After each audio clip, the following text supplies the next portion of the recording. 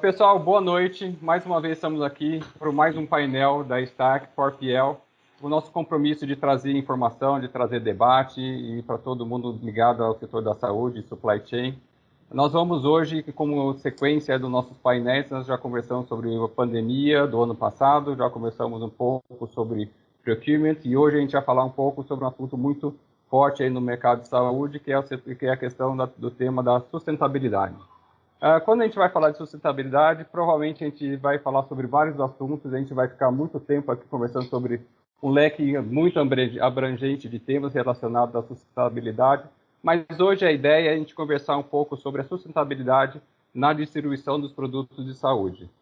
Então a gente convidou pessoas de vários setores do setor realmente de saúde para a gente ter uma visão diferenciada e também um pouco uma visão compartilhada do que a gente entende sobre sustentabilidade no setor de distribuição de produtos da saúde. Estamos com gente representando o setor de laboratórios, também o setor hospitalar, o pessoal também de fornecedor de produtos de embalagens retornáveis, assim como da indústria e também de operador logístico.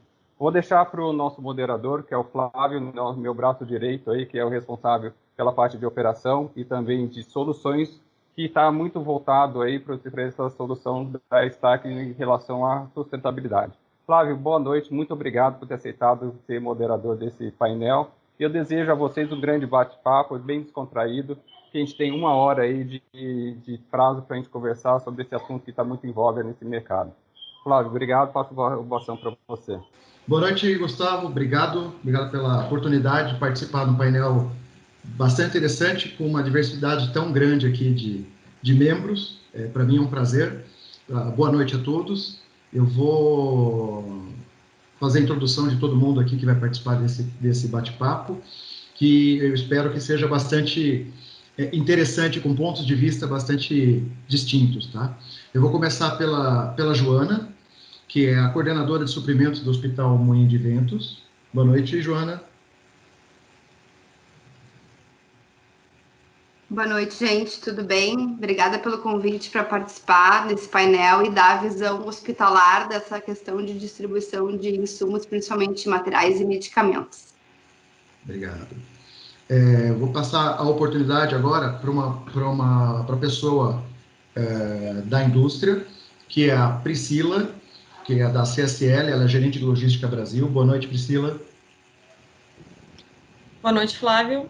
Obrigada pelo convite. Espero aí colaborar com a discussão e discutir um pouquinho sobre o assunto. Maravilha.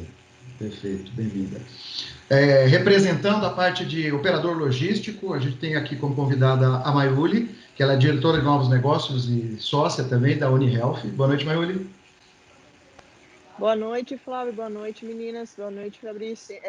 Muito obrigada pelo convite e espero conseguir dar uma visão do prestador de serviço que está entre quem produz e quem usa, do que a gente está fazendo em termos de sustentabilidade nesse novo ambiente global, de ter que pensar um pouquinho na sustentabilidade no ambiente. Perfeito, muito obrigado. Representando o lado de fornecimento da indústria aqui, de soluções, a gente está com o Fabrício, que é o diretor de novos negócios da StableTech. Boa noite, Fabrício. Boa noite a todos. Muito obrigado pelo convite. Um tema tão relevante para a nossa sociedade, na verdade, e que, tenho certeza, vai chegar à conclusão que chega até um pouco atrasado, né? Então, fico bastante grato de poder contribuir com esse tema sobre o qual já se debruça há alguns anos. Exato, muito bom. E eu gostaria de deixar claro que tem mais um participante, devido a alguns percursos aqui de tráfego em São Paulo, ela vai entrar um pouquinho depois, que é a Cíntia, ela é gerente de planejamento e logística do laboratório do Grupo Fleury, tá? Mas a gente pode começar a discussão.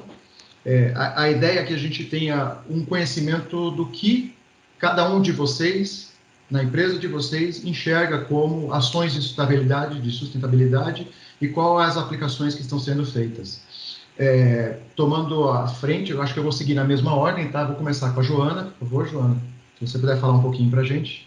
O Hospital Moinhos de Vento, ele é a referência nacional hoje. A gente é um hospital privado com 500 leitos e a gente é inovador em vários quesitos, em vários pontos, e a gente gosta de ser inovador, né? Então, o Moinhos de Vento, ele é uma instituição que sempre teve na sua visão e nas suas estratégias a questão de sustentabilidade, né? Nós, como suprimentos, a gente está sempre conversando com o OL, o CD, ou até os próprios fabricantes de medicamento para buscar novos preços ou preços melhores, para ter uma condição melhor, né, de operação. Quanto a gente também, para buscar um preço competitivo, né, quanto a gente também se preocupa com o lixo que a gente produz, né? Hoje a gente tem uma central de tratamento de resíduos super inovadora e moderna. A gente já ganhou vários prêmios, inclusive, sobre essa central de resíduos, né? Então, a gente tem um projeto de economia circular, que eu acho que tem tudo a ver com esse tema aqui. Eu gostaria de dar uma pinceladinha para vocês, né? Então, esse projeto, que já ganhou inúmeros prêmios, ele consiste basicamente em 2 linhas. O projeto do lixo reciclável, né? O papelão e o papel nosso, a gente tritura e manda o resíduo para uma indústria, isso volta para a gente como papel higiênico. E todos os frascos de soro que a gente também utiliza, vocês imaginam a quantidade de soro que a gente utiliza aqui no hospital, e a gente também tritura esse plástico, né? O polietileno e propileno, e isso vai também para outra indústria e volta para a gente como saco plástico. Então, a gente utiliza o nosso próprio resíduo e volta para a gente como produto. Então, é um projeto maravilhoso que a gente já ganhou inúmeros prêmios, que nem eu disse. Outra linha, o nosso lixo infectante, a gente também trata aqui dentro da central, né? Desinfecta, tritura, também vira bolachas de plástico para utilizar como fonte de energia, né? A gente hoje já está produzindo essas bolachas de plástico, mas já está aguardando a autorização da FEPAM, que é o nosso órgão aqui legal para poder utilizar nas caldeiras e produzir energia também para dar continuidade em todo o nosso processo, né? Então, o MUI é uma instituição que há muito tempo, há 94 anos, se preocupa com essa questão, né?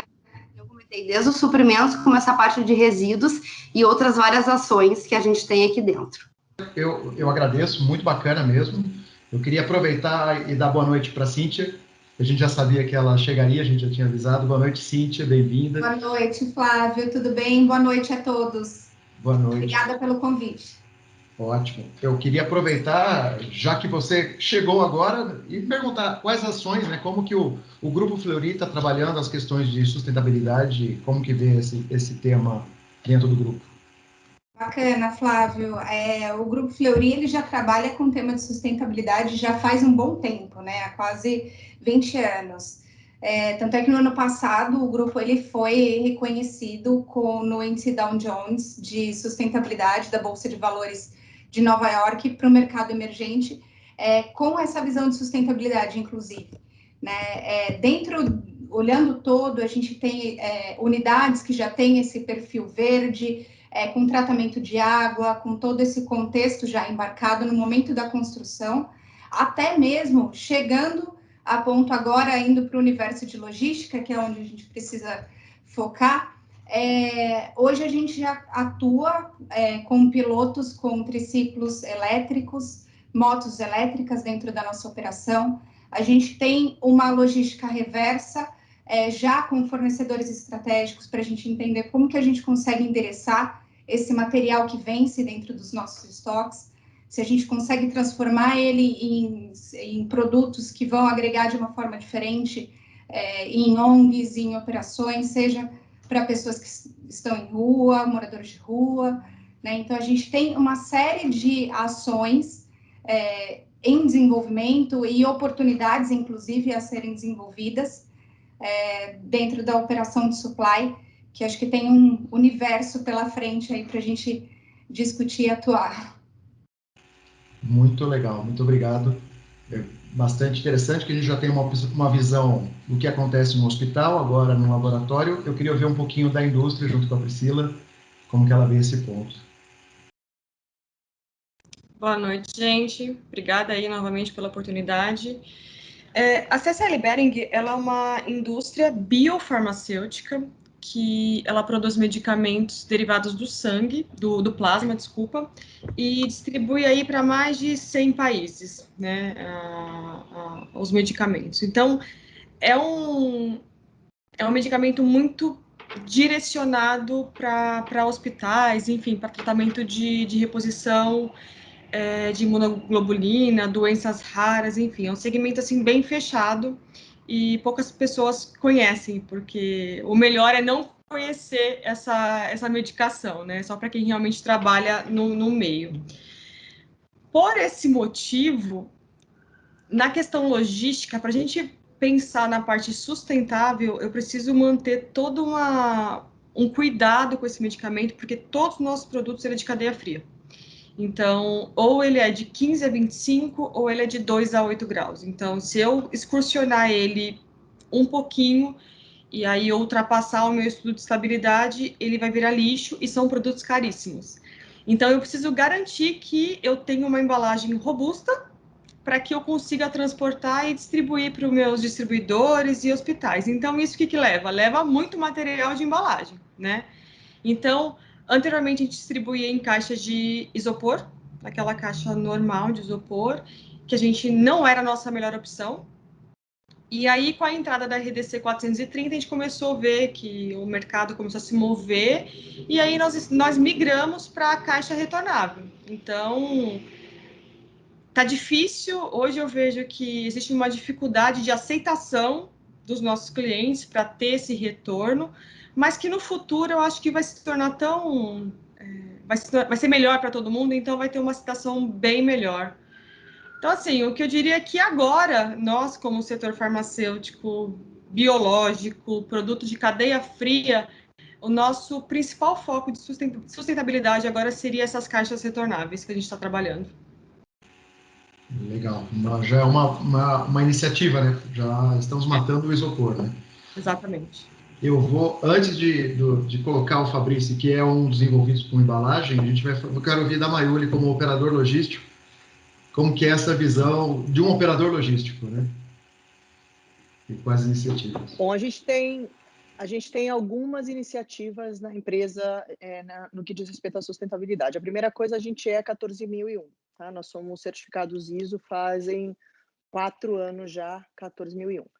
Nós não distribuímos mais os produtos dos nossos clientes, que são os hospitais, em embalagens de papelão, elas vão todas em caixas retornáveis. A gente, inclusive, cadeia de frio, a gente usa caixas de plástico, a gente está testando agora caixas de plástico retornáveis que tem 100 horas de duração, o gelo dentro ou a temperatura dentro das caixas. Então, a gente não tem mais produção de insumos dentro da empresa que não possam ser reciclados ou que não são retornáveis. Todas as caixas de papelão hoje a gente recicla, obviamente, e a gente está indo para uma metodologia sistêmica de papel só o necessário. Então, por exemplo, quando eu mando hoje um produto para um cliente, antes eu mandava 3 vias de papel. Hoje a gente manda isso tudo via sistema, então toda a parte de recebimento dos produtos é via sistema, com assinatura eletrônica, e eu só transito com o documento que a gente precisa transitar, por exemplo, por uma fiscalização que possa acontecer dentro de um caminhão. Então, assim, a gente tem várias iniciativas no que diz respeito à questão de sustentabilidade, mesmo porque a gente tem esse compromisso da ISO 14000, que a gente já tem há 4 anos trabalhando. Muito legal, muito obrigado. Fabrício, você agora como o último elo da cadeia, pode falar um pouquinho como que é a visão da Stabletech para esse tipo de produto. Legal, e até vou tentar fazer um condensado de tudo isso, né? Porque a embalagem retornável, basicamente, ela atua em cada um desses temas, né? A primeira associação que a gente faria seria eliminar o poluente, né? O isopor, ele é conhecido realmente como o maior poluente desse segmento, mas o impacto da embalagem retornável acontece em todos os elos da cadeia, né? E a gente se debruça já há muitos anos sobre esse tema, porque basicamente já começa no próprio armazém, né? Armazém que muitas das vezes é climatizado, Então, basicamente, você ocupa espaço, você climatiza o ambiente para guardar um insumo que não precisaria, na verdade, de controle de temperatura, né? Então, já existe, ao desaparecer o isopor, né, você desaparece com 90% do espaço ocupado pelo insumo descartável, porque você não precisa ter insumo em segurança, né, para atender aquele mês, o mês que vem. Então, você reduz drasticamente a área de armazenamento de insumo descartável. Depois vai na questão do tempo de maturação, né? As placas PCM hoje, elas geram uma economia imediata de 30%, mínimo, né? 30% do tempo de maturação, podendo chegar a mais de 90%. Né? Tem operações que levam 10 dias ou até mais para maturar o gelo. Com o PCM, você reduz isso para 24 horas, talvez 48 horas. Né? Então, você tem uma economia ali diretamente de energia, né? De energia elétrica de consumo de recursos. Né? Depois você ainda tem, dependendo da operação, a necessidade na cadeia fria, né, de utilização de veículos dedicados, veículos refrigerados. Tudo isso também tende a desaparecer, reduzindo o impacto de carbono, obviamente, né? Você consegue também fazer consolidação de temperatura, transportar cadeia fria com produto de carga seca, de novo, reduzindo o número de veículos, reduzindo até o tamanho do veículo, né? Porque uma embalagem retornável, via de regra, ela gera uma economia de espaço. Então, você basicamente tem hoje uma embalagem retornável, em média, que gera uma economia de 30% de economia. São 30% de espaço a menos dentro do veículo. Pode até migrar, né, do caminhão para um VUC, do VUC para a van, da van para uma Fiorino. Tudo isso gera economia de poluente, né, de emissão de gás carbônico e assim por diante.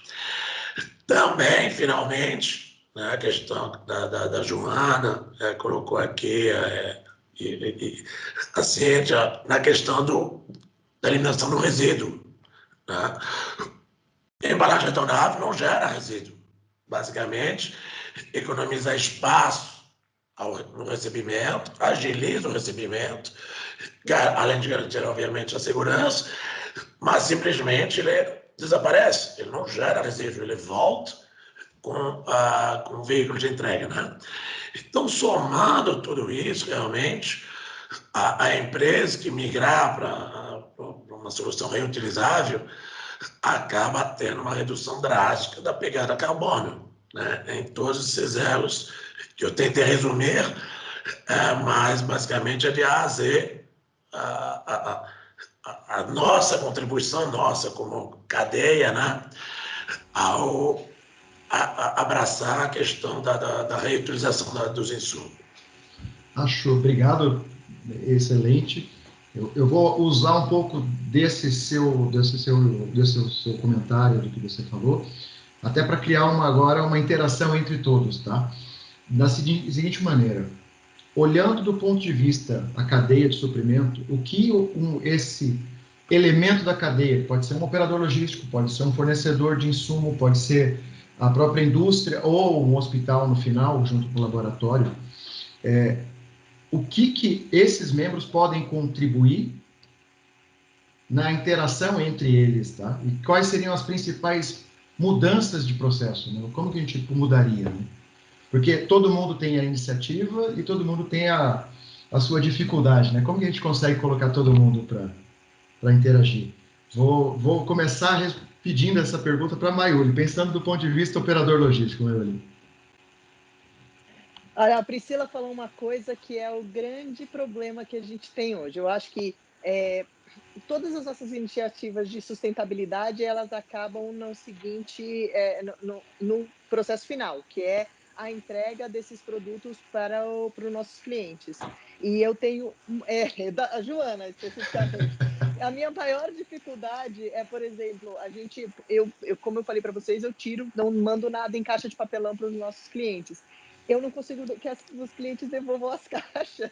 Então, eu fico eternamente comprando caixas não recicláveis que acabam sendo recicláveis, porque eu não sei o que raio que eles fazem com as minhas caixas dentro dos hospitais. Provavelmente, a gente vai na casa das pessoas, tem caixa minha para tudo quanto é lado. Eu estava brincando com vocês no começo, antes de a gente começar, de que as caixas são verdes, então eles aí por planta, não sei o que eles fazem com as minhas caixas.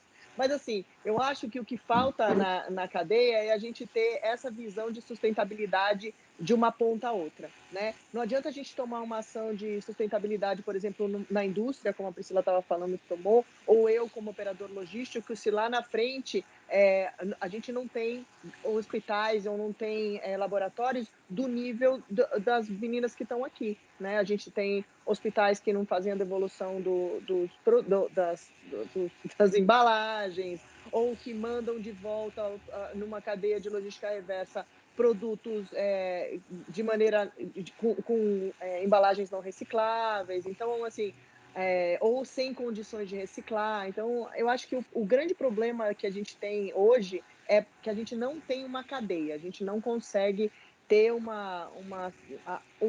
racional de sustentabilidade de uma ponta a outra. E eu acho que isso que atrapalha muito a gente ter qualquer ação de sustentabilidade. Entendi. Você concorda com isso, Cíntia? Muito, muito. Estava ouvindo a Mayuri falar, assim, realmente a gente tem muita oportunidade. Quando você olha a operação end-to-end, desde o fornecedor, e aí eu acho que a gente já teve alguns projetos que nós desenvolvemos internamente aqui, né, Flávio? Uhum. Quando você olha o quanto as atividades elas se repetem, né? Desde o fornecedor, né? O quanto de espaço físico, o quanto de embalagem, o quanto de transporte, o quanto de mão de obra humana a gente tem envolvida na cadeia, desde o fornecedor até o uso desse material no paciente, é muita repetição, muito desperdício, né? E aí a sustentabilidade a gente não linka apenas só ao produto e o impacto no planeta, né? Tem um impacto do todo, né? É o impacto da hora homem, é o impacto também do planeta, é o resíduo, é a embalagem, é o processo, é tudo envolvido e que enquanto cada setor, né? Seja o fornecedor, seja o operador logístico, seja quem está comprando o produto, continuar atuando num processo transacional, a gente só tem a perder. A gente precisa olhar a operação do começo ao fim. Gustavo? O Gustavo quer falar. Por favor, Gustavo. Seu microfone. Pessoal, na verdade, eu só queria colocar, né? Acho que é uma questão de mudança de mindset, né? Acho que é uma questão das pessoas começarem a mudar a maneira como vem o processo como um todo, não só olhando a sua seara, né? O seu quadrado, mas sim olhando suas ações, como isso impacta na cadeia como um todo. Acho que é um pouco disso, né? A questão de mindset mesmo que muda na cadeia como um todo, certo? Exato. Eu acho, vou pedir para a Priscila fazer o seu posicionamento, por favor. Então, quando a gente fala de algo novo, que nem o Gustavo falou, mindset, a gente precisa de treinamento, né? A gente tem pessoas envolvidas aí, é de ponta a ponta, um monte de gente se envolvendo no processo, e se a pessoa que está aqui no operador logístico, até a entrega do transportador não tiver linkado na comunicação, a gente vai ter problema. Então, para mim, o que facilita aí, primeiro, é um treinamento robusto para que todos da cadeia tenham a mesma informação. A importância do medicamento que está ali, se a pessoa sabe o que ela está transportando, eu acho que ela vai dar mais valor, porque uma mãe pode precisar daquele medicamento, um pai, um tio, então ele vai ter um pouco mais de consciência da responsabilidade que é fazer aquele tratamento com muito mais responsabilidade. E um processo robusto no operador logístico. Hoje, nós estamos... Eu entendo, como eu falei, é tudo novo, então a gente está errando e acertando. Então, a gente está aqui arregaçando as mangas para achar o melhor processo. Então, a gente tenta para um lado, tenta pelo outro, mas vamos lá, não deu certo, qual que é o melhor? Só que a gente precisa de ideias, né? Então, eu acho que, por parte do operador logístico, ele precisa liberar pessoas e um processo de gestão, tanto na saída das caixas como no retorno.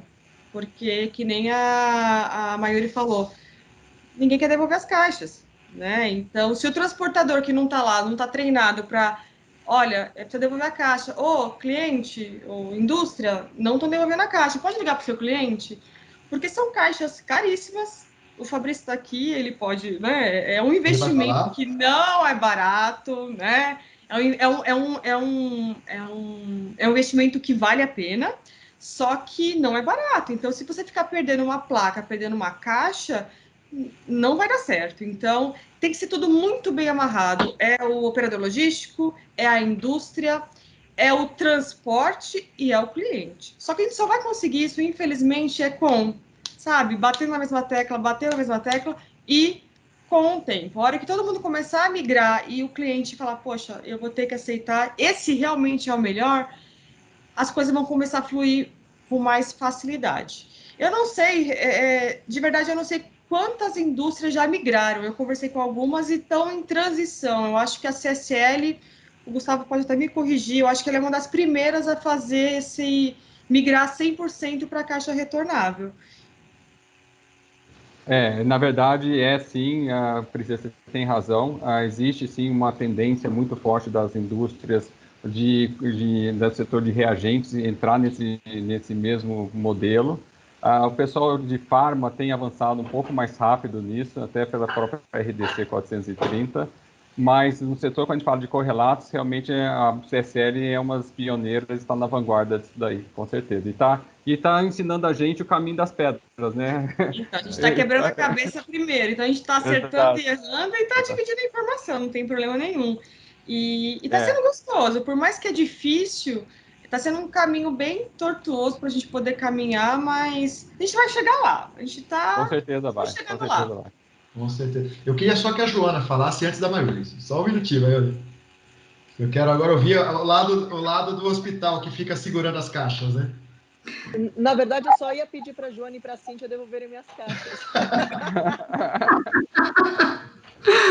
Então, eu queria colocar 3 pontos, né? O primeiro é que aqui no Sul as coisas acabam sendo um pouco mais distantes e um pouco mais difíceis, né? Então, aqui hoje nenhum fornecedor meu me entrega em caixa retornável. Todo o nosso recebimento dos termoláveis e alguns outros medicamentos é tudo em caixa de isopor. Então, que nem o Fabrício colocou, hoje no meu recebimento eu não tenho nem onde colocar tantas caixas de isopor das pessoas que me entregam. Então, a gente fica doando para um, doando para outro, porque eu sou a louca do lixo, conhecida no hospital como a louca do lixo, eu quero resolver e deixar tudo bonito, né? Então, ponto 1, hoje aqui ninguém me fornece em caixa retornável, eu tô louca para ser pioneira aqui no Sul. Comecei a conversar isso com o Gustavo, que aí surgiu nossas conversas, ele me convidou para esse painel, né? Eu tô adorando participar aqui com vocês para dar a visão do cliente final de um hospital no Sul, né? Então, a gente hoje não recebe caixa retornável de ninguém, é tudo no isopor e a gente tem esse problema de onde armazenar, o que fazer com isso, né? Problema 1. Problema 2 também, que a Mayuri colocou. Hoje, todo o nosso abastecimento interno do hospital, do OMOX e da CAF para o meu ressuprimento do meu cliente interno, eu faço em caixa plástica, eu não posso colocar no papelão. E eu também tenho esse problema de sumiço das caixas que eu compro. Então, todo semestre eu compro mais caixas plásticas e eu vou circular para o hospital e eu sei onde é que estão. Aí eu mando e-mail, eu falo com a minha par, devolve minha caixa que isso custa X reais e eu preciso disso para te abastecer no outro dia. Então, eu tenho esse problema internamente também, né? Só que como é que eu acho que a gente pode resolver isso, né? É com a parceria. A parceria do operador, do fabricante com o cliente final, né? De todo mundo ter essa responsabilidade, dizer, eu tô te entregando numa caixa que me custa um dinheiro e tu tem a responsabilidade de me devolver isso para a roda girar, para a gente continuar, que aí que tá a sustentabilidade do negócio, né? Eu tô investindo, mas eu preciso que tu me retorne para eu no outro dia, na outra semana te abastecer. Então, o problema que a gente tá falando aqui, que é macro, que é maior, eu internamente também tenho aqui dentro do hospital, né? E eu queria colocar um terceiro ponto que talvez a gente possa falar um pouquinho melhor depois, que é a questão de hoje como a indústria farmacêutica olha para o hospital, né? Porque, assim, vocês não têm ideia da operação de desfabricação que eu tenho aqui dentro para unitarizar e fracionar para entregar para o meu paciente na beira do leito. Eu compro uma caixa que nem eu compro na farmácia, com 20 comprimidos, eu desconstruo isso que a indústria farmacêutica construiu, eu unitarizo, eu etiqueto e eu entrego para o meu cliente, porque é o meu paciente que está lá na beira do leito. Então, assim, para vocês terem uma ideia de números, para esse processo de unitarização no Moinhos de Vento, eu tenho 15 pessoas envolvidas, tá? Eu fraciono 500 mil itens mês, mais ou menos, e só de insumo, sem pensar hora homem, eu gasto 25 mil reais por mês só em etiqueta, em saco plástico, em ribbon. Então, como a minha pergunta hoje, assim, que é uma coisa que eu questiono há um tempo já, porque eu sou farmacêutica de profissão, então eu questiono a indústria. Existe a possibilidade de um olhar diferenciado para o hospital? Porque a quantidade é diferente. Existe a possibilidade de fazer a granel, ou uma embalagem maior, pensando que existe esse processo de desconstrução daquilo que a indústria faz para o paciente que está aqui internado, né? Então, essa é a minha provocação também que eu já faço. Eu agradeço a provocação. Fora a quantidade de plástico, né? Fora a quantidade de plástico. Lixo, a gente produz muito lixo. É muito lixo nesse processo. Tá vendo? Fora tudo que eu já falei. Como foi bom isso, eu acho que é bem oportuna a sua pergunta, sim, porque acho que vem de encontro da mudança de paradigma, né? A gente tem um trabalho muito forte em todos os elos de otimizar custos, né? Tanto na indústria, quanto na operação logística, quanto na distribuição. Então, existem algumas análises que são necessárias. Eu acredito que é bem oportuna essa discussão, né? De em que momento, por exemplo, a indústria consegue contribuir num projeto sustentável, ela mudando uma forma de produção. É um ponto a se discutir. Eu queria só ouvir o Fabrício desse ponto que ele, como as caixas, né? As caixas que, por exemplo, ele é um dos que fornecem caixas no mercado e as caixas deles normalmente não voltam, né? Fabrício, como que você enxerga isso, Fabrício? Eu vou tomar a liberdade de fazer alguns acertos, né, nessas informações. É algo que a gente tem ouvido, né, que a caixa não retorna. Mas isso é uma questão de processo, né? Até porque o ativo é um ativo da empresa, ele não tem por que não retornar. É uma questão de, inclusive, tudo, infelizmente, está falando de sustentabilidade, mas tudo gira em toda a questão financeira, na verdade, né? Então, quando você tem um processo que atrela a não devolução da embalagem a uma multa financeira, ela retorna, né? E nós temos N casos da indústria farmacêutica, né? A Priscila está certa, ela disse que talvez a CCL seja a primeira que faz uma mudança completa para a caixa retornável, e vocês estão de parabéns. Mas, basicamente, hoje existe pelo menos umas 10 grandes indústrias que usam o modelo retornável há mais de 3 anos, em média, né? Há 2, 3 anos. E é a boa notícia que a Joana não viu essas caixas retornáveis justamente porque elas retornam, né? Então, muitas vezes, oncológico, aqui não vou falar o nome dos laboratórios, mas é uma boa dezena de laboratórios de referência que usam caixa retornável para produtos de alto valor agregado, normalmente oncológica, né? E realmente, para mim, foi uma ótima notícia, Joana, você não ter percebido, porque essas embalagens faz o papel delas, entrega o oncológico, ele é armazenado na câmara fria da Mãe de Deus, e essa caixa volta para o motorista, né? Eu tenho certeza que pelo menos três desses laboratórios com certeza fazem entrega, né?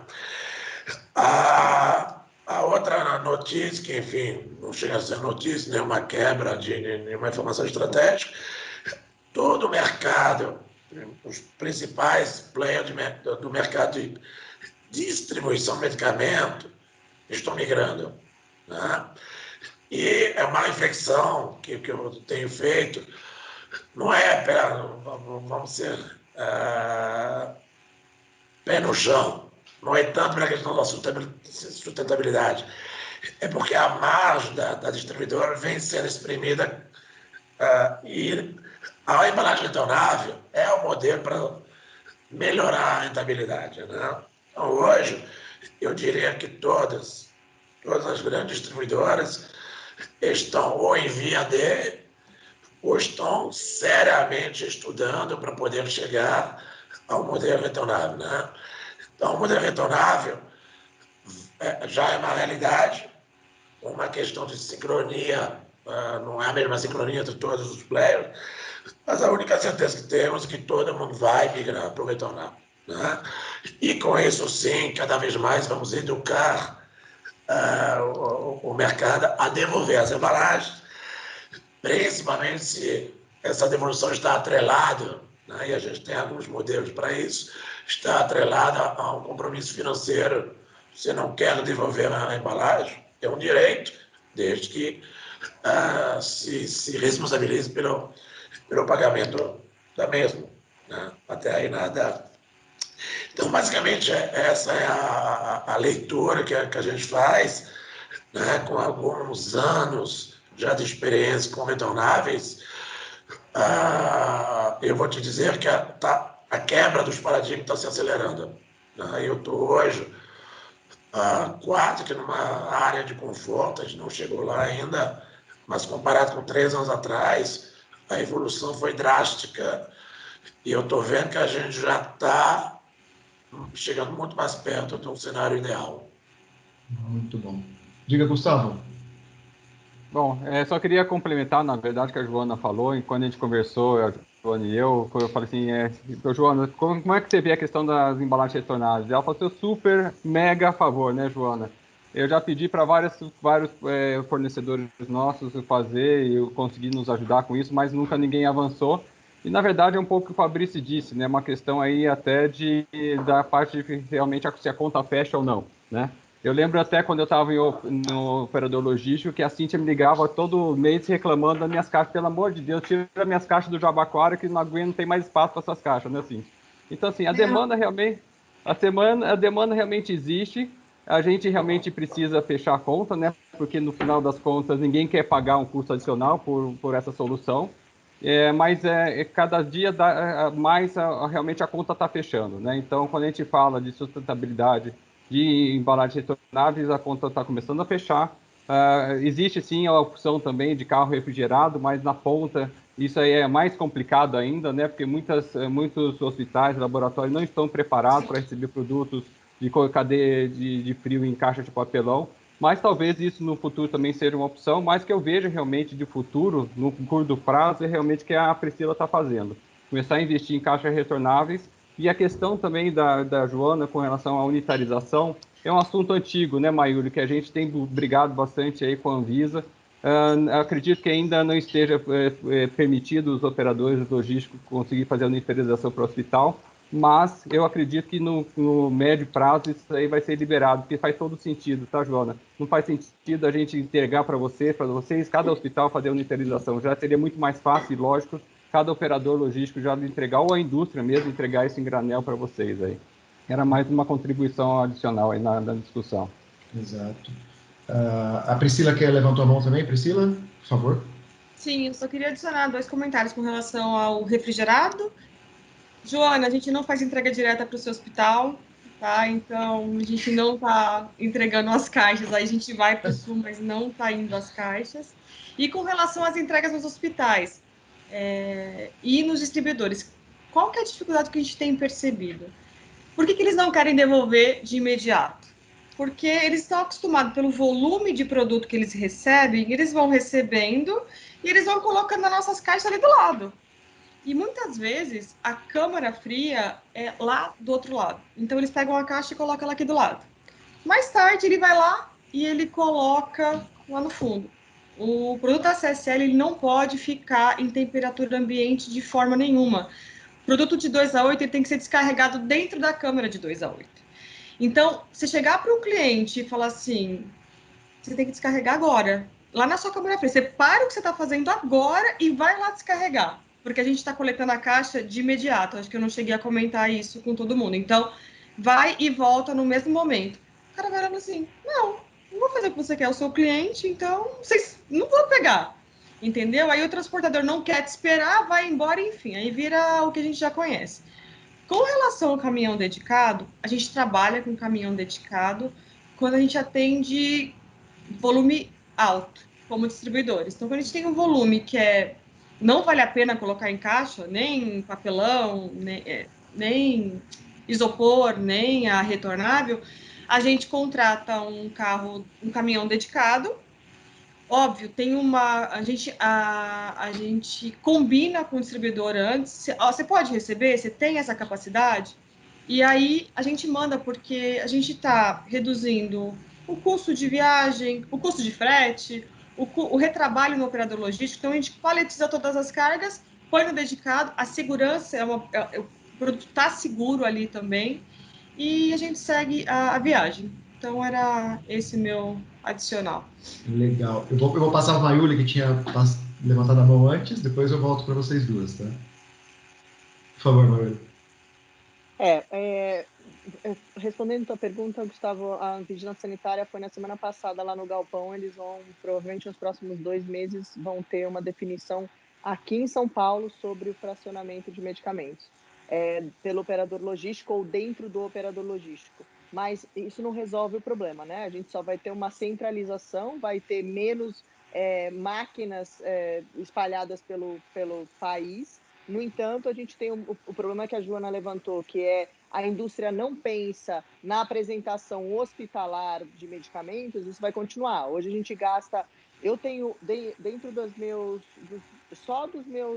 clientes em São Paulo, eu faço em torno de 2.400.000 unitarizações. São 2.400.000 saquinhos de plástico que eu pego um blister, corto, boto num saquinho de plástico, que depois vai para o hospital e eles vão descartar em algum lugar que não vai ser reciclável, porque são milhares de saquinhos de plástico e milhares de descarpaques e milhares de lixos dentro dos hospitais. Então, assim, a gente efetivamente não consegue resolver a questão do fracionamento se a gente não voltar para a indústria e a indústria pensar com a gente em uma maneira de fazer que é uma apresentação hospitalar, porque foi o que a Joana falou. Hoje a gente não tem apresentação hospitalar, a gente tem apresentação de farmácia consumidor, né? E isso é muito preocupante. Hoje a gente escolhe, e a Joana falou do problema das caixas dentro, mas hoje porque a gente tem esse viés de ISO e de sustentabilidade, hoje a gente escolheu fazer o que a Joana falou, que é todos os nossos produtos ou todos os nossos clientes, o produto sai, por exemplo, para uma UTI de dentro do centro de distribuição já com a sua caixa de plástico.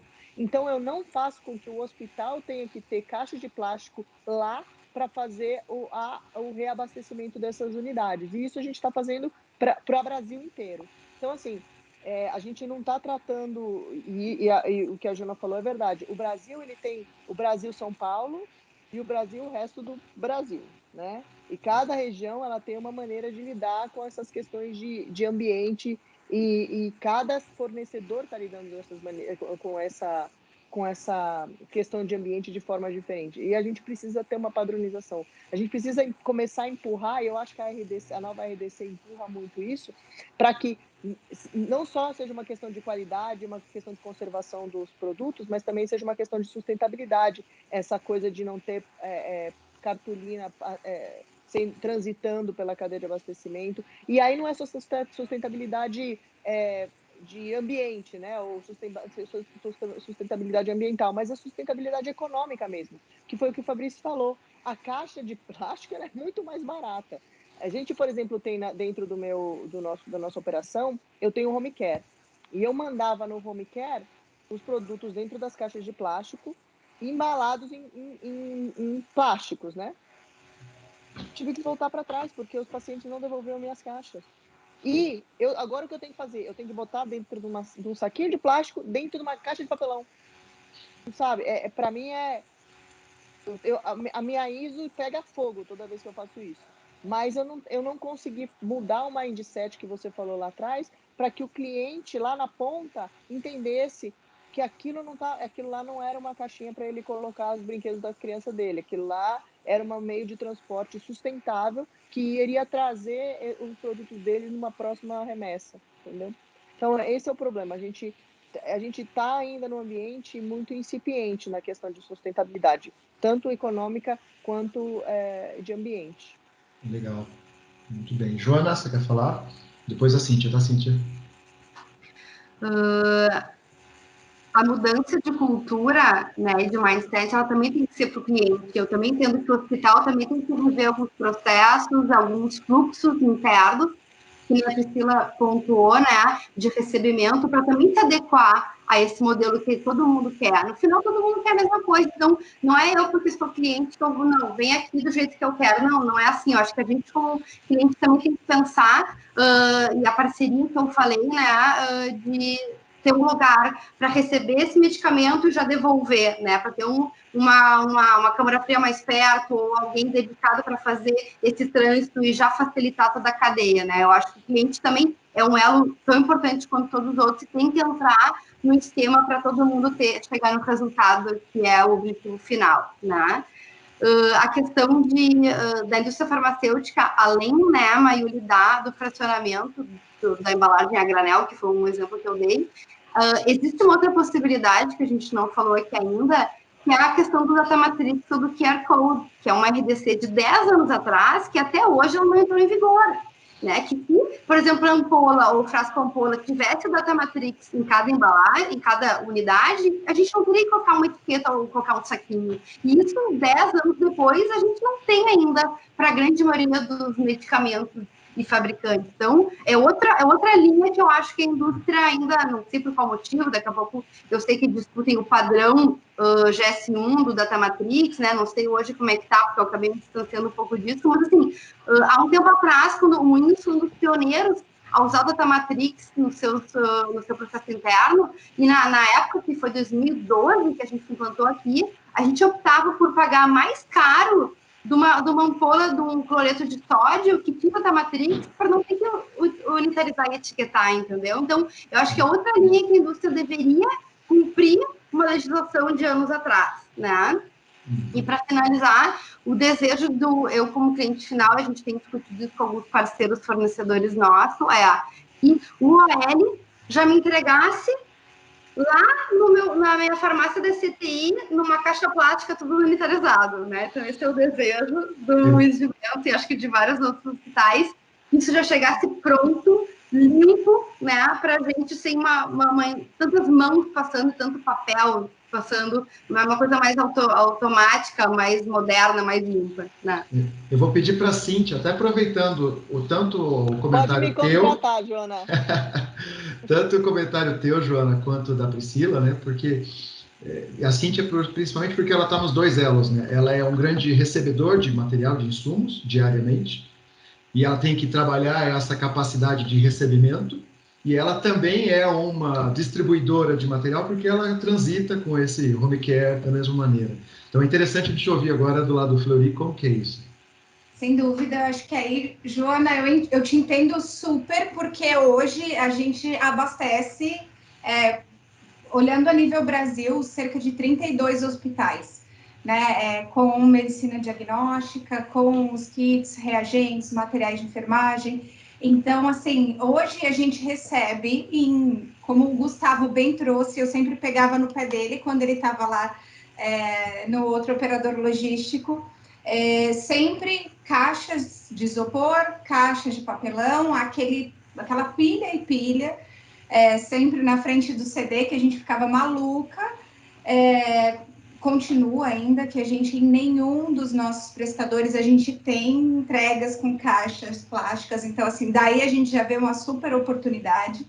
Então, eu recebo tudo isso numa embalagem que nada agrega ao ambiente, nada sustentável, acomodo isso, ou seja, unitarizo, etiqueto, tenho também toda essa preocupação que você tem, Joana, porque assim, a gente até em 2018 fez um projeto envolvendo todos os fornecedores de adequação para a Data Matrix. A gente acabou unindo força com o Einstein aqui em São Paulo, porque eles também vinham desde 2015 provocando a cadeia para entender o quanto que a gente conseguiria. Puxa, olha, se a partir de agora eu, como, vamos dizer assim, uma força dentro de medicina diagnóstica, e o Einstein como uma força no mercado hospitalar, se posicionar que a gente só quer comprar produto com data matrix, o que isso vai provocar no mercado?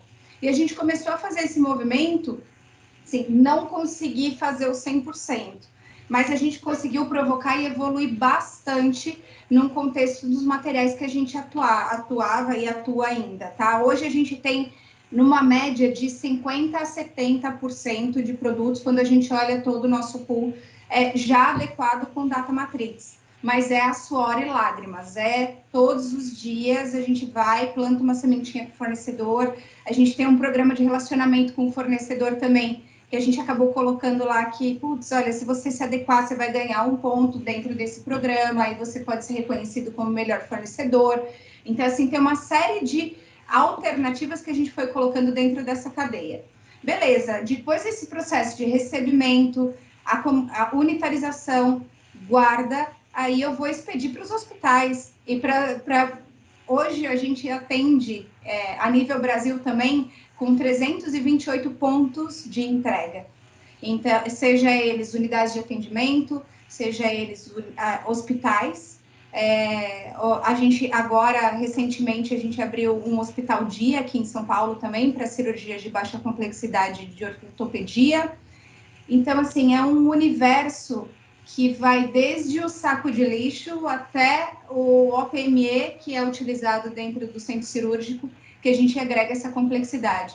Em hospitais, a gente ainda não conseguiu agregar caixas, que eu acho que é uma oportunidade que a gente tem internamente nesse processo de distribuição, caixas rígidas, né, de transporte, e a gente hoje sofre com isso, porque eu transporto em sacos plásticos, né, então eu coloco todo o material no saco plástico, e aí você imagina, um frasco de hemocultura, que é um frasco super delicado, um motorista, da forma com que ele pega, ele pode quebrar, ele pode avariar o meu produto, e aí todo o meu processo de sustentabilidade vai embora, né? Então, a gente tem oportunidade nesse processo também de entrega, e nas unidades de atendimento, a gente aproveita as caixas dos fornecedores, até mesmo para uma visão sustentável, a gente reaproveita todas essas caixas para a gente mandar. Só que no final do dia, chega na unidade...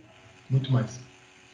E aí eu só estou transferindo o meu problema para a unidade, que eu sei que ela vai pegar, vai dobrar ali e vai colocar no reciclável, e tem todo um contexto ali de reciclagem, mas tem uma oportunidade também quando a gente olha esse trâmite, olhando caixas rígidas também.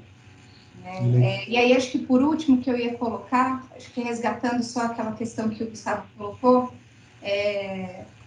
medicamento, a gente precisa urgentemente provocar o mercado de fármacos com essas embalagens mais econômicas, porque, perfeito, eu vou ter um operador logístico realizando o que eu faço, só que eu vou continuar gerando a mesma quantidade de resíduo, né? Então, eu acho que essa a principal provocação, né? Como que a gente conseguiria mudar essa visão, né? Por que eu preciso colocar em caixa? Né, as caixinhas em blister, por que eu não posso ter um saco fechado, que até mesmo em equipamentos de unitarização você já consegue colocar de uma forma melhor, né? Então, acho que tem uma série de oportunidades que eu acho que se a gente atuar em conjunto, né, com a força que a gente tem da ponta, de repente a gente consegue provocar realmente o mercado. Legal. Priscila, você tinha levantado a mão? Sim, gostaria de falar da esterilização com essa unitarização do produto. Eu não tenho muito a agregar com relação a como que está essa situação de unitarizar, porque a CCL ela só fornece para hospitais, então já é unitarizado. Um ponto interessante que a Joana até tocou aqui é com relação à esterilização. Os nossos produtos todos já estão serializados. A gente já tem lá o QR Code, já tem o lote, a data de expiração. Só que o que está atrasando são as publicações, são as atualizações para implementar. Então, semanalmente a gente está acompanhando isso, que vai facilitar muito, né, a vida de todo mundo para ter esse rastreio de onde que está o produto. Eu esqueci o nome da moça do Fleury. Cíntia. A Cíntia comentou que a questão da unitarização seria muito fácil, não sei se foi a Joana ou ela, que falou que está colando etiquetas no produto.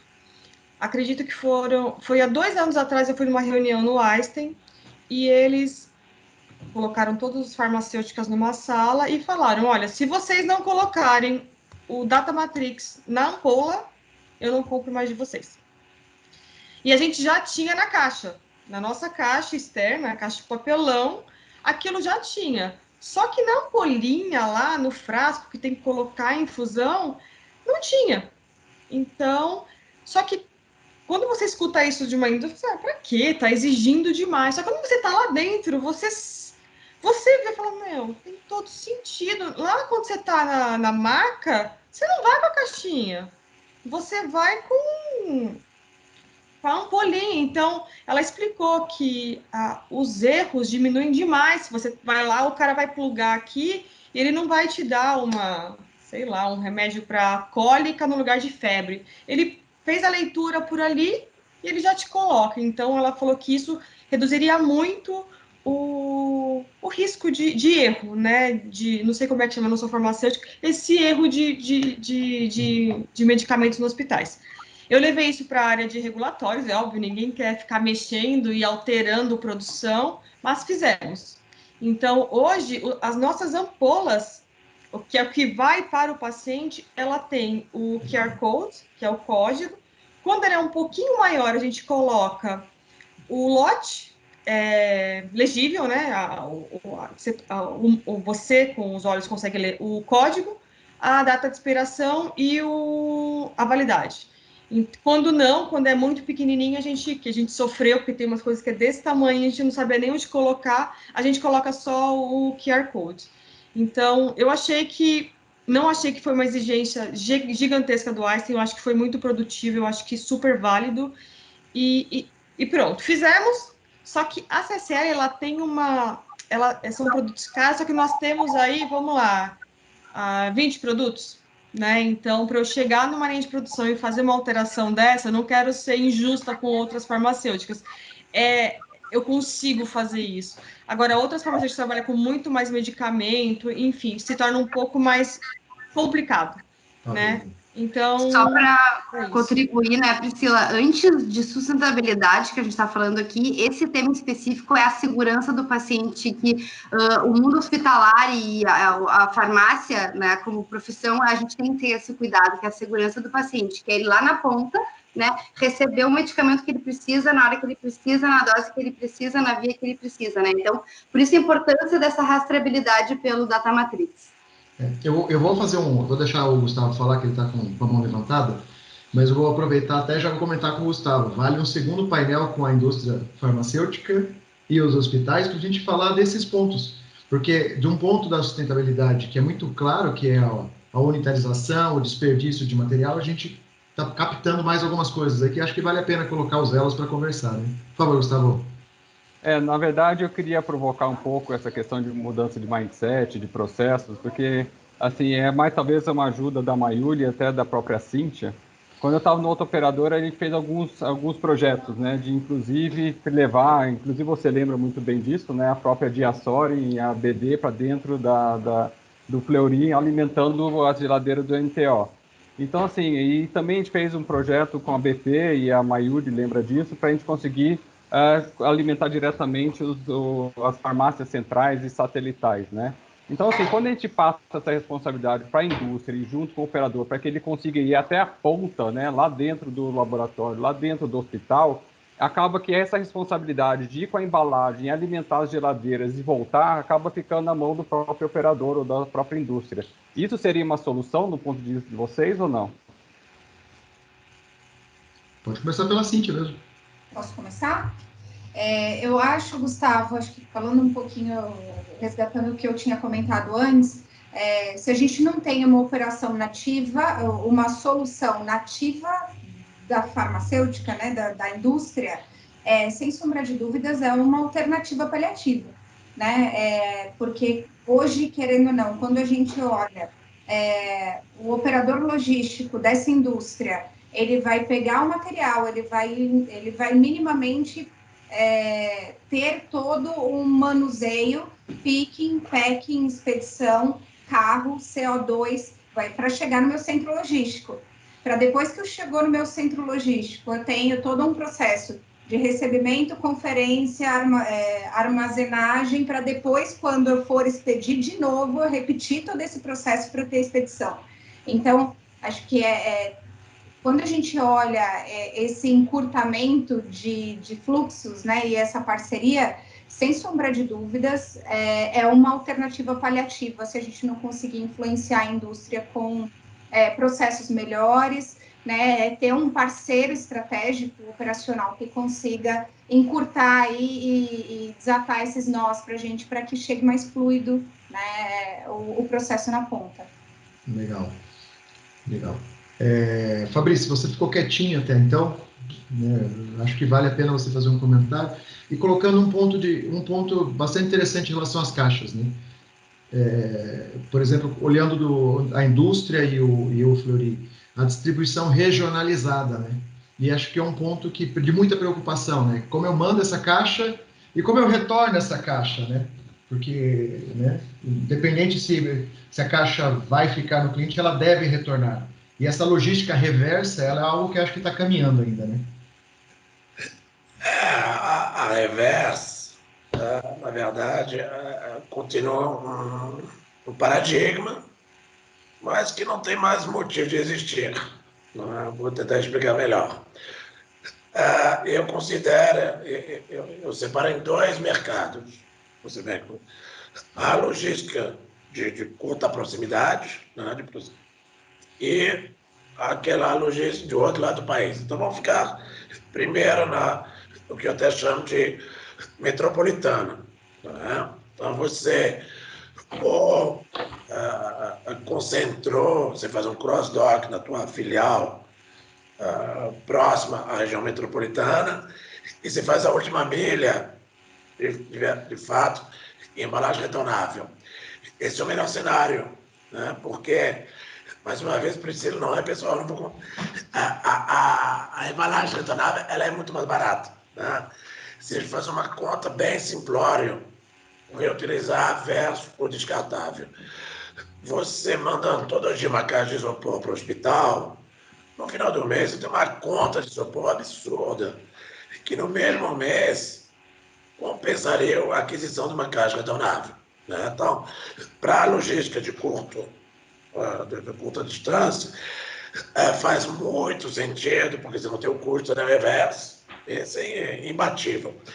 Na logística mais distante, quando você sai do teu CD para outro lado do país, ainda existe a percepção de que a reversa vai inviabilizar.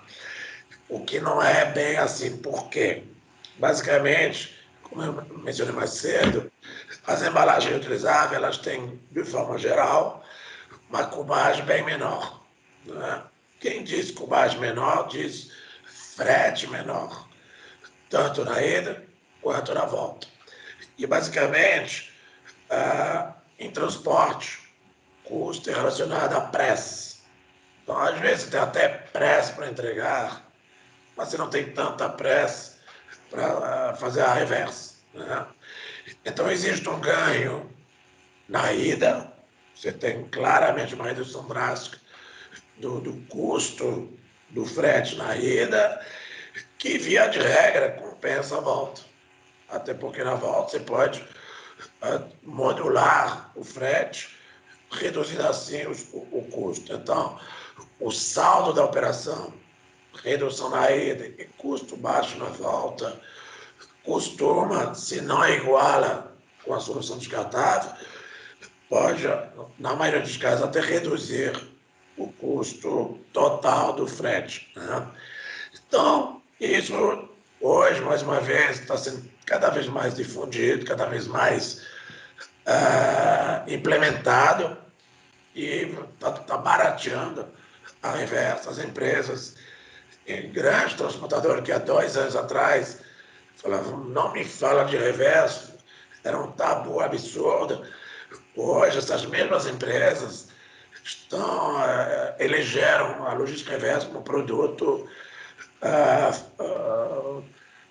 estratégico, né, para o momento. Então, essa seria a nossa vivência hoje, sendo inserida nessa logística reversa já há alguns anos. Hoje já ainda tem o paradigma, mas ele é facilmente desmontável, né? Legal, legal. A gente tem um tempo que está quase acabando, então eu vou tentar questionar aqui de vocês, aqui, tentando levantar um último ponto, colocando da seguinte maneira, e aí tendo uma visão de cada um, né? Como é que é o futuro, agora não a curto, mas pensando talvez em médio e longo prazo, como é que a gente vence esse futuro a médio e longo prazo? Iniciativas verdes, como é que a gente pode imaginar uma cadeia verde, como que a gente consegue colocar isso, e como que a gente consegue convencer que o investimento disso não é custo, é um investimento. Priscila? Eu acho que esse vai ser o futuro, eu acho que não só para o segmento farmacêutico, eu acho que vai se tornar uma realidade não só para a cadeia fria, né, mas sim para outros medicamentos, que vai atender a Joana, vai atender muito, vai abrir mais esse mercado. Com relação ao custo, quando a CSL ela entrou pensou e analisou o projeto para fazer essa mudança, é um investimento alto. Não adianta falar que você não vai, você vai ter um investimento alto. Só que a CSL se preocupa, em primeiro lugar, com a sustentabilidade, né, que é no caso do tirar o isopor de uma vez por todas, e qualidade do produto. Como eu falei lá no começo, nosso produto ele é super sensível, então qualquer excursão, além de eu mandar em caixa de isopor, eu vou jogar meu produto no lixo. Além dele secar, eu vou ter que destruir, eu vou criar mais resíduos. Então, assim, em cada entrega que a gente tinha com uma caixa de isopor, era um batimento meu que era mais forte, porque na aeronave, só de jogar aquela caixa, ela já tinha uma avaria. E no transporte, qualquer freada, a caixa estava meio amassada e o produto já estava danificado. Então, a gente fez um estudo de custo-benefício a longo prazo, né? Só que a gente não contava muito com essas não entregas. Então, a gente está rezando aí para que isso a gente resolva o quanto antes, para que a gente consiga resolver essa questão de entrega das caixas o quanto antes, para que ela entre num fluxo do dia a dia. A gente conseguiu demonstrar para a CSL que se a validade das caixas ela tem validade de 5 anos, né? Se nada acontecer, enfim, que eu conseguiria utilizar as minhas caixas por 5 anos e eu teria um custo mais baixo nos 5 anos do que comprando caixa de isopor, né? E isso, o quê? Aumentando a minha... Fabrício, você tá me devendo essa, tá? Mas é verdade, gente. Mas você reduz o custo, a qualidade do seu produto. Eu não me preocupo mais. Eu sei que ela está lá garantida por 5 dias. Eu não tenho preocupação porque ela foi qualificada. E ela é muito robusta. Então, a minha entrega com isso, ela é muito mais tranquila, né? E a reversa, eu não retorno ela no frete aéreo, porque é muito caro. Né? Então, a gente está procurando, sempre tratando com os transportadores, que aí é outro detalhe que a gente está com bem escasso, em fazer isso tudo no rodoviário. Então, qual que é a melhor maneira? Quanto mais empresas migrarem, vai ser mais fácil a gente consolidar e fazer esse retorno para o rodoviário. Então, a forma que a gente achou a CSL de analisar isso, custo-benefício, foi isso. A gente analisou um período de 5 anos, que nem o Fabrício falou. Se você olhar agora, não compensa, mas em 5 anos, e para garantir o nome da CSL, o produto, a qualidade, era muito mais vantajoso e atender a RDC 430, porque a gente não fez isso pela RDC, mas era também um quesito que a gente tinha que atender. Legal, bacana. Joana?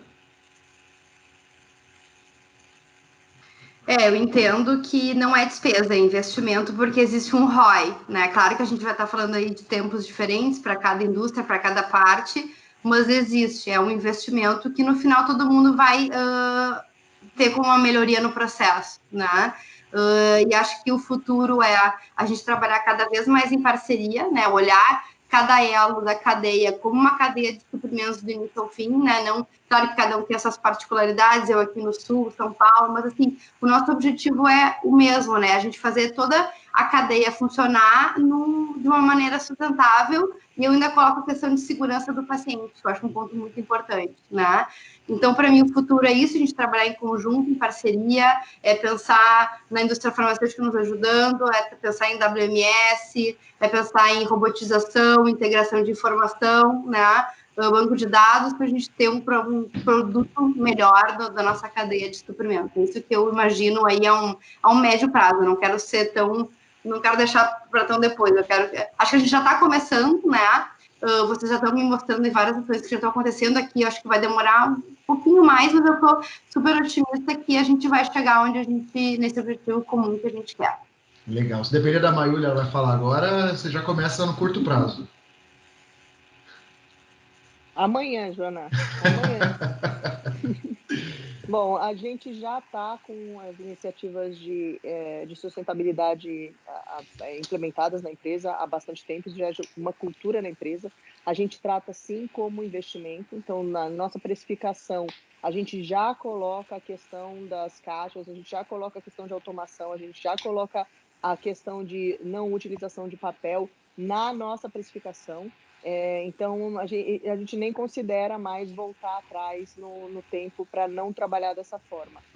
Então, o que a gente vai continuar fazendo na empresa é procurando melhores formas de ter processos sustentáveis, com mais automação, com utilização, se a gente conseguir achar uma forma de fazer o fracionamento que não sejam utilizando essas malditas plastiquinhos, a gente vai fazer. Então o que a gente vai fazer é sempre incorporar novas metodologias e novas tecnologias e novos processos para continuar esse caminho de sustentabilidade na empresa. E agora eu vou lá para o Sul, porque aparentemente eu vou ser bastante útil. Legal. Fabrício, por favor, vou deixar a Cíntia por último. Cíntia. Olha, sem sombra de dúvida, é investimento. Né? Eu vou contrariar mais uma vez a Priscila. Hoje, ainda mais com a produção nacional, né? A gente conseguiu baratear muito essa tecnologia. E, de novo, no modelo de logística de metropolitana, de curta distância, já temos case de payback em um mês. Basicamente, o custo de 20 isopor no mês paga amplamente a caixa. Né?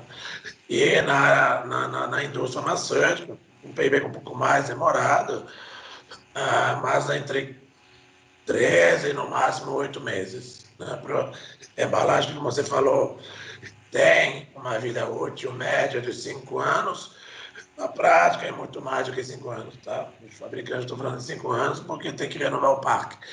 Mas essas embalagens são muito robustas e elas foram feitas para a vida toda. Elas são muito robustas. Mas num business plan de 5 anos, realmente você tem um payback já nos primeiros meses e o resto dos 4 anos e poucos meses é lucro operacional puro. Você não tem mais despesa, você não pensa mais em volatilidade do preço dos insumos. Então, sendo frio e calculista, eu acho que a questão da sustentabilidade ela vai ser acelerada, ela vai ser forçada muito mais pela questão econômica, e como eu mencionei, está acontecendo, né? A indústria farmacêutica em peso está migrando para isso, saúde e diagnóstico também, eu acho que a Cíntia, que não me deixa mentir, o Fleury já começou com parte da operação, outros grandes nomes da saúde e diagnóstico estão partindo também para o modelo reutilizável, porque sai mais barato. Né? A área de vacina também está entrando pesadamente no reutilizável, os hemoderivados, os insumos para a saúde diagnóstica também, enfim. Eu posso dizer que a gente está num momento muito parecido há algumas décadas, quando o mundo mudou da máquina de escrever para o computador. Não tem a menor condição de voltar para o isopor. Né? O mercado está gradativamente migrando para a reutilizável, primeiro pela questão financeira, Então, pela questão de sustentabilidade, que vem apoiar a questão institucional, mas é uma via sem retorno, absolutamente.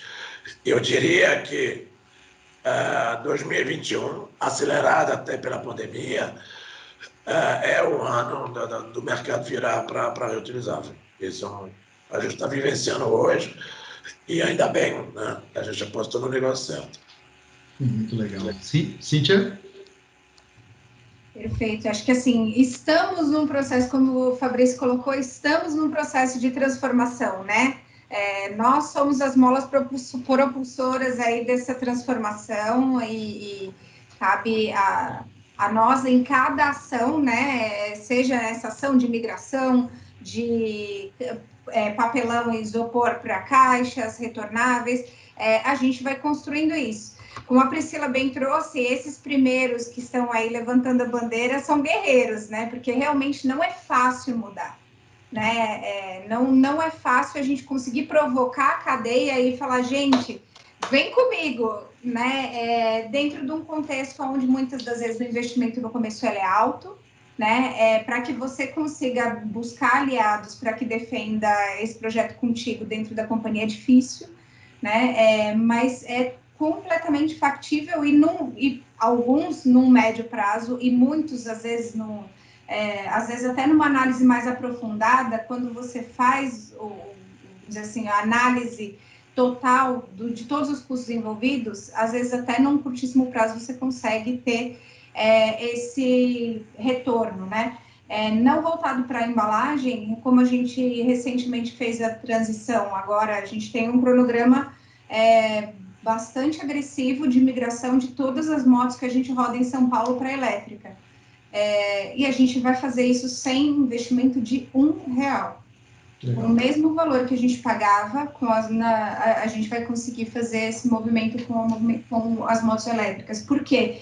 É um benefício, é um investimento inicial para o fornecedor, só que existe um benefício no longo prazo, né? Então, um pouco do que a Priscila trouxe, esse investimento foi grande para ela no começo, só que quando você olha 5 anos, o processo se paga, né? E você cada vez mais vai provocando a cadeia e outras pessoas vão fazendo benchmark, e eu fiquei apaixonada por tudo que você trouxe, Priscila, mesmo pelos problemas, mas faz sentido. Acho que assim, a gente precisa de pessoas com coragem, como a tua indústria, como a tua empresa teve de puxar a fila, né? Acho que a gente precisa puxar a fila, né? E fazer essa transformação. Estamos em transformação.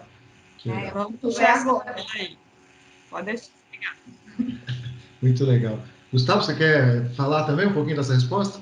Vou aproveitar e compilar um pouco de tudo, né? Então, assim, como operador logístico na época, a gente nunca conseguiu colocar isso em prática, porque um primeiro ponto era a questão financeira, né? Ninguém queria pagar a conta, nem o operador, nem a indústria, nem o hospital ou laboratório. Isso está começando realmente a virar, é um processo que não tem volta, né? A gente entende que isso é um processo que realmente não tem volta, porque a partir do ponto de vista financeiro, de uma forma geral no Brasil, a conta começa a fechar, né? O investimento é muito alto, mas acaba olhando a médio e longo prazo, a conta começa realmente a fechar. Só que não é só a questão financeira, não é só a questão também da sustentabilidade, porque isso realmente muitas empresas que estão na bolsa, os investidores estão começando a exigir esse tipo de postura e de solução, né? Então não é só financeiro, é uma questão de posicionamento da indústria, do mercado, do hospital, do laboratório no mercado. E não só isso, mas também tem uma questão muito forte de qualidade, né? Porque quando você olha a embalagem de isopor com gelo, imagina isso você distribuindo no hospital, no laboratório do Norte e Nordeste no verão. Qual a garantia que você realmente tem que o produto não vai fugir da estabilidade dele, né? E aí com a embalagem retornável, com o caminhão também, mas principalmente com a embalagem retornável, onde você tem o logger lá dentro, você consegue não só monitorar a geolocalização, você consegue monitorar a temperatura durante todo o trajeto, garantindo que esse produto não vai excursionar. Você consegue monitorar também a luminosidade, a umidade e também a impacto, não é isso, Flávio? Então, assim, você consegue monitorar isso tudo num processo que antes, até o momento, você não conseguia fazer. Né? Então, assim, isso daí é um processo que, no meu ponto de vista, isso vai acontecer. A solução da embalagem é a solução ideal? Acredito que seja. Provavelmente num futuro de médio e longo prazo a gente vai estar falando de uma solução mista, né? Talvez de uma transferência em carro refrigerado para ter uma ponta lá no Nordeste, no Centro-Oeste, onde você tem câmara fria e você consiga fazer o last mile realmente na embalagem retornável. Então, assim, é um processo que vai desenvolvendo em ondas, né? E aí, mais um recado aí para a própria Joana e para a Cíntia, o mercado a indústria realmente está se movimentando muito forte. Então, a gente vai começar já com os pilotos aí, com principais hospitais em São Paulo. Então, provavelmente daqui 30 a 60 dias a gente vai estar conversando com a Joana, porque na sequência vai ser o Sul. E aí, quando a Cintia está falando realmente de começar a distribuir a dificuldade que ela tem com os hospitais, a gente já conversou aqui com a Einstein, com o Sírio, com o HG, com o HCor, BP, todos eles estão dispostos realmente de começar esse piloto de embalagem retornável. Então, isso é uma realidade. Então, muito no curto prazo, a gente vai começar a conversar com vocês sobre como viabilizar isso, né? E uma maneira até de vocês nos ajudarem, o que a própria Joana falou comigo outro dia, conversar com a indústria, né? Então, assim, a indústria ela tem uma preocupação muito forte com vocês na ponta e vocês vão estar realmente envolvidos nisso e vão estar aprovando esse tipo de mudança, né? Porque é uma mudança realmente de mindset. E aí, os meus clientes, por exemplo, da indústria, estão me fazendo conversar com cada key account, né? Cada hospital, cada grande laboratório, para ter certeza que os laboratórios, os hospitais estão envolvidos no startup disso para ter certeza que não vai ter qualquer tipo de impacto negativo na ponta. Então, acho que é aquilo que a gente conversou desde o começo, né? É um processo onde as pessoas têm que trabalhar no seu quadrado, mas olhar o processo como um todo para que isso viabilize, porque senão não adianta, né? Cada um olhar a sua parte e ninguém olhar o todo, realmente aí não vai para frente. Mas eu tenho fé realmente que isso é um processo, como eu disse, sem volta e que isso vai acontecer muito, muito rapidamente. E é o que a Mayuri falou, ela já está fazendo isso, né? Então, operadores que conseguem ir até dentro do hospital, dentro do laboratório e trazer esse conceito, esse mindset diferente aí, inovador, acho que isso é o caminho certo para todo mundo, né? E por isso que a gente convidou todos vocês hoje, para a gente conseguir discutir e que todo mundo tenha realmente essa visão do todo, que a gente consiga trabalhar cada um na sua parte, mas com o benefício da cadeia como um todo daqui para frente. Acho que era isso, Flávio. Exato, obrigado, Gustavo. Bom, eu tenho a agradecer a todos. O tempo passou bem rápido, inclusive. Eu agradeço a participação de todos, tá? Um por um para vocês. Bom, ficamos à disposição depois para a gente conversar. Se tiver alguma colocação, eu vou deixar aberto agora para vocês fazerem os seus comentários finais. Mayuri? Meninas e Fabrício, foi um prazerzão falar com vocês. Vamos continuar esse papo, porque para mim é super interessante ouvir toda a cadeia, como é que ela está se comportando, até para eu adequar os meus processos e as minhas tecnologias. Foi um super prazer conhecer vocês. Obrigada, Flávio, Gustavo, por terem convidado a gente para fazer parte dessa mesa. E eu estou super à disposição para, se vocês quiserem conversar, o que a gente faz, as ideias, o que a gente está fazendo, como a gente está resolvendo os problemas da cadeia que a gente encontra, para ajudar vocês aí na empreitada de vocês, nas instituições de vocês. Maravilha. Por favor, Cíntia, eu estou seguindo a minha ordem na tela, tá? Perfeito. Não, tá certo, gente. Obrigada. Também para mim foi ótimo, super esclarecedor. Sem dúvida, acho que é o começo de um grande papo aí que acho que a gente tem muito a agregar um com o outro, trocar figurinhas, Joana, aí no Sul, com certeza. Mayuri, depois aí eu quero trocar uma ideia contigo também. Eu acho que a gente tem bastante oportunidades de benchmark e entendimento. Priscila também, acho que é fantástico, foi muito bom. Parabéns pela conexão que vocês criaram aí, Flávio, Gustavo, Fabrício também, muito obrigada pela contribuição. E também fico à disposição de vocês, se vocês quiserem conhecer um pouquinho melhor do mundo da medicina diagnóstica. Maravilha. Meu contato está disponível. Obrigado, Cíntia. Joana? Obrigada pelo convite, Gustavo e Flávio. Foi um prazer trocar com vocês essa noite. Passou super rápido mesmo. A gente podia, acho que, aqui ficar horas ainda falando, mas a gente tem um tempo. A maioria eu já conhecia, né? A gente já teve algumas trocas e foi um prazer conhecer as outros participantes do painel. Foi muito bom. Me coloco à disposição também para qualquer projeto, eu sou super engajada, adoro um projeto que a gente não produza lixo, né? Eu estou sempre tentando me meter nisso, né? E podem fornecer caixas retornáveis para o Moinhos, que eu prometo que a gente devolve, tá? Muito obrigado, fantástico. Obrigada. Priscila, por favor. Eu queria agradecer o convite, Gustavo e Flávio, pela oportunidade de dividir aqui a nossa experiência. Daqui eu só conheci o Fabrício e o Gustavo, então foi um prazer conhecer vocês. Eu estou à disposição, tá? Se quiser saber mais alguma coisa, alguma experiência de como está sendo esse processo todo que não está finalizado, eu estou à disposição. Obrigada. Obrigado, Fabrício. Maravilha, muito obrigado pelo convite, acho que foi bem interessante. Cada um trouxe uma visão do seu elo, e eu acho que todos juntos conseguimos desmistificar alguns temas, algumas até lendas urbanas, né? E a boa notícia, o ponto alto disso tudo, é que para mim ficou claro que a sustentabilidade, mesmo que seja por uma pressão econômica, ela está acontecendo, né? E que a sociedade tem muito a ganhar com isso. Então, eu saio muito satisfeito desse bate-papo, porque eu vejo que estamos na direção certa, como sociedade, como cadeia, né? E, mais uma vez, agradeço o convite e a oportunidade de trocar informações com todos vocês.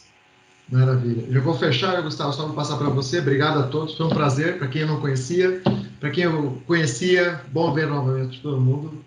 E agradeço a oportunidade e o tempo de vocês, tá? Gustavo, por favor. Só tenho a agradecer, realmente o resultado da reunião desse debate foi exatamente o que a gente imaginava, foi muito enriquecedor, a gente conseguiu ver a posição e a visão de cada um dos setores dentro da área de saúde, com relação a essa sustentabilidade. É um tema que a gente vai abordar no futuro também, falando de outras coisas, talvez entrando mais dentro do laboratório, mais dentro do hospital, porque tem milhões de outras coisas que a gente pode abordar. Mas, assim, de longe, para mim, esse daí foi um dos debates mais interessantes que eu já tive aqui. Não sei se foi porque tem tantas mulheres bonitas aí, pode ter sido isso daí também. Tá? Mas eu agradeço demais, demais mesmo. Muito obrigado, tenham uma ótima noite a todos vocês, tá bom? Obrigada. Valeu, gente. Tchau, Tá, tchau. gente. Obrigada. Tchau, tchau. Tchau, tchau.